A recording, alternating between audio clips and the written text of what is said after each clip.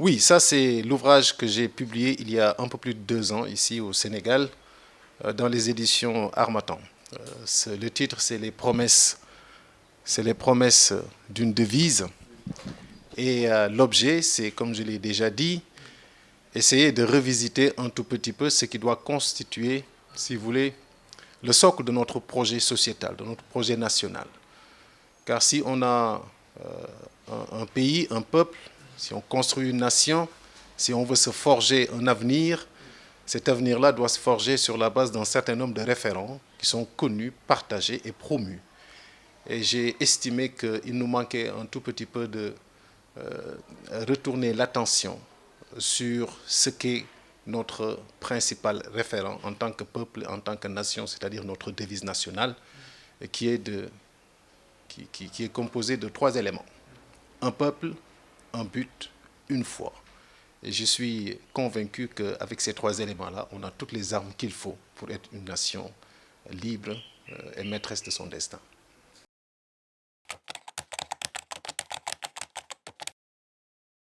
Je pense que les thèmes sont une déclinaison un tout petit peu de ces 3 éléments-là que je viens de citer. D'abord, le peuple du Sénégal.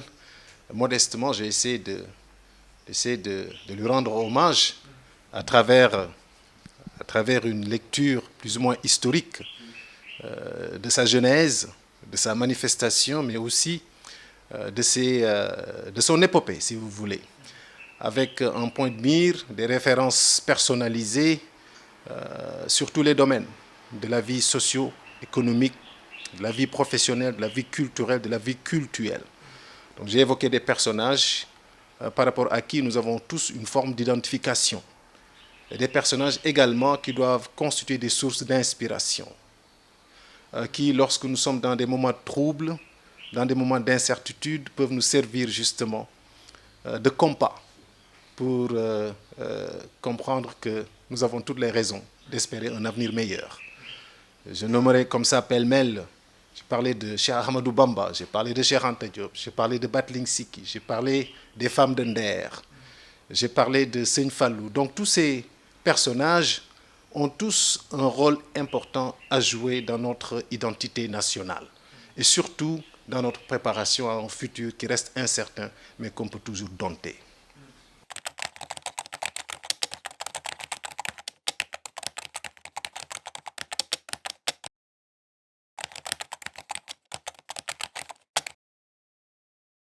Je pense que tant qu'on est une société humaine, on ne peut pas fonctionner de manière équilibrée, de manière normalisée, si on n'a pas un certain nombre de valeurs qui sont activées, qui sont actives et par rapport auxquelles on détermine son parcours.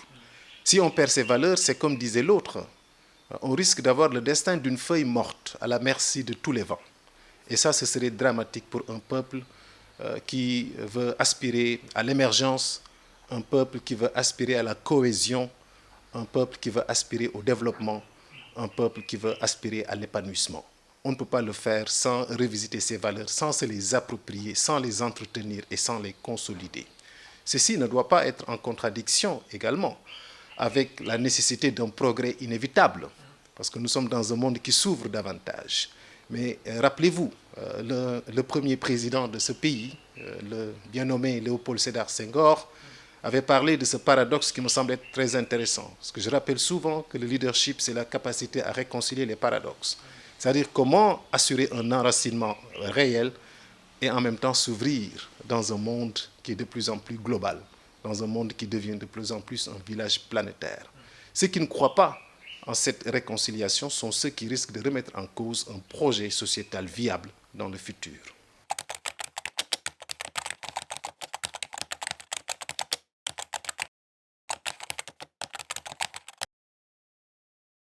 Quand je regarde la société sénégalaise, c'est à partir d'un intérêt viscéral.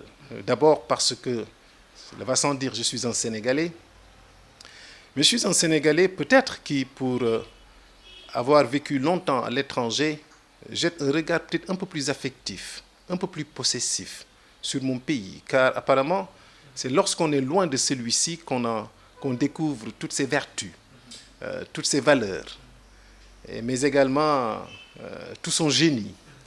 Et c'est ce que j'ai découvert en étant au Danemark. Et quand je suis rentré, je me suis rendu compte que la seule chose que je pourrais faire qui puisse se justifier de mon point de vue et que je serai en phase avec moi-même, avec la conscience tranquille, c'est de rappeler un tant soit peu aux Sénégalaises et aux Sénégalais que nous avons quelque chose d'extrêmement précieux et qu'il faut tout faire pour le sauvegarder. Cela, c'est ce qu'on appelle, je dirais, le génie sénégalais, la capacité d'être un peuple cohérent, un peuple pacifique, un peuple démocratique, mais un peuple extrêmement doué, plein de ressources à tous les niveaux, un peuple qui ne sait même pas ce qu'il est capable de faire, tellement ce qu'il est capable de faire est incommensurable. En revanche, nous sommes en train de nous disperser. Nous sommes en train de tout remettre en cause à cause des trivialités, parce qu'on a complètement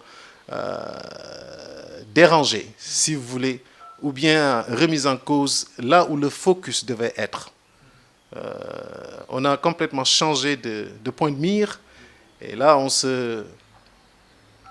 est en train de perdre de l'énergie sur des querelles partisanes, sur des guerres de positionnement, comme je le dis, sur des choses qui ne sont importantes que pour des individus, mais qui laissent à désirer quand il s'agit d'aller au-delà de l'individu et de se concentrer sur la communauté, surtout dans une perspective futuriste. Alors, moi, ce qui me gêne dans ce qui se passe au Sénégal, ça se traduit par un langage qui se détériore, à tous les niveaux, au niveau du fond et au niveau de la forme.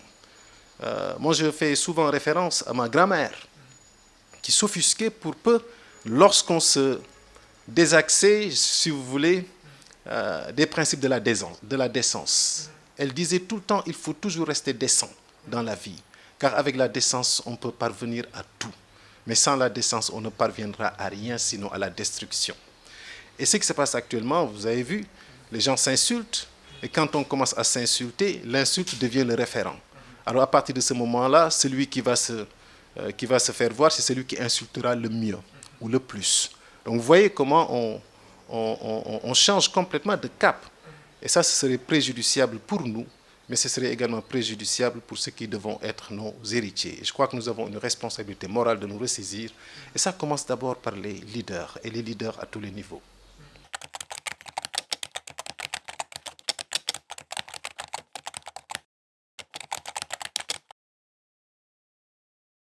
Je crois qu'il faut aller à la redécouverte justement de ces valeurs auxquelles j'ai fait référence tout à l'heure, en les personnalisant d'ailleurs. Et en les personnalisant, je leur donne corps pour que les gens sachent que ce n'est pas simplement de l'abstraction. Quand on dit que Cheikh Ahmadou Bamba est une référence, les gens peuvent savoir pourquoi. Et si c'est une référence, il va falloir essayer de puiser sur le trésor que représente cet individu remarquable. Et également, il y a d'autres références. Nos intellectuels, Cheikh Anta Diop, ce qu'ils ont représenté comme valeur. Il y a aussi d'autres, les Battling Siki, les femmes de Nder. Vous voyez, chacun de ces exemples-là constitue un puits de valeurs qui peuvent nous permettre au moins de nous dire, écoutez, ce que nous sommes aujourd'hui, c'est quelque chose qui peut être réparé eu égard à ce qui a été les points de référence du Sénégal du passé. Mais je ne veux pas non plus qu'on s'enferme dans le passé. Le passé doit juste servir de référence, doit servir d'accoudoir. Car vous voyez, même au niveau de l'athlétisme, si vous voyez les gens qui font le sprint, il y a des starting blocks qui leur permettent d'avoir un départ probant. Et c'est ça que doit jouer le rôle de notre passé, le revisiter, se l'approprier, en faire une bonne lecture. Et à partir de ce moment-là, on a un compas qui nous permet de naviguer le futur et le présent dans de meilleures conditions. À l'heure actuelle, ce n'est pas le cas au Sénégal. Il y a complètement une déperdition.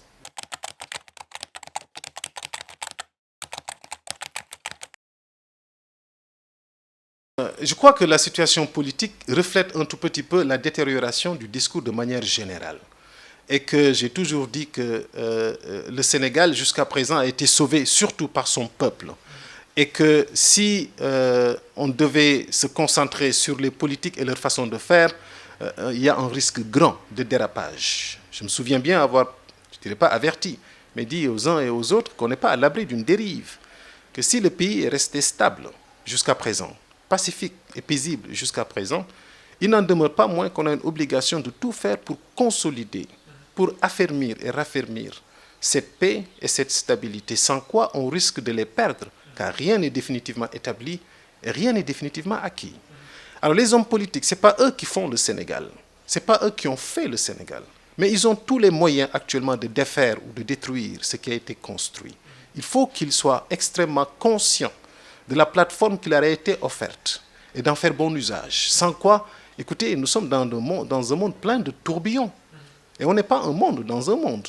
Il va falloir qu'on sanctuarise notre pays. On ne peut le faire que dans la cohésion. Et la cohésion, c'est un travail de tous, surtout ceux qui sont en position de leadership. Je veux parler de ces politiques. En revanche, quand je les regarde parler, quand je les vois agir, il y en a en tout cas certains qui me font secouer la tête. Vous voyez ce qui s'est passé à l'hémicycle. C'est extrêmement grave que des individus supposés représenter ce qu'il y a de meilleur, ce qu'il y a de plus important, ce qu'il y a de plus cardinal dans ce pays, se comporter comme, je n'ose même pas utiliser le mot, ça vous désole. Quel est l'exemple qu'il donne? Quand sera-t-il pour les jeunes enfants, pour les jeunes hommes et les jeunes femmes qui les regardent et qui se disent « voilà la référence ». Voilà la situation de référence du Sénégal. S'il se comporte ainsi, je n'accepterai pas que quelqu'un me sermonne lorsque je fais des bêtises en tant que jeune. Alors c'est ça qui est grave. L'Assemblée nationale, c'est une institution qui incarne la gravité de la République et de la nation. La gravité au sens noble du terme. Quelque chose qui nécessite une forme de solennité à tous les niveaux. Dans le comportement, dans l'attitude, dans les gestes et dans les paroles. Et ce qui s'est passé là, ça ne devra jamais se passer au Sénégal. Que ce soit la dernière fois que ça se passe et que nous en soyons des témoins.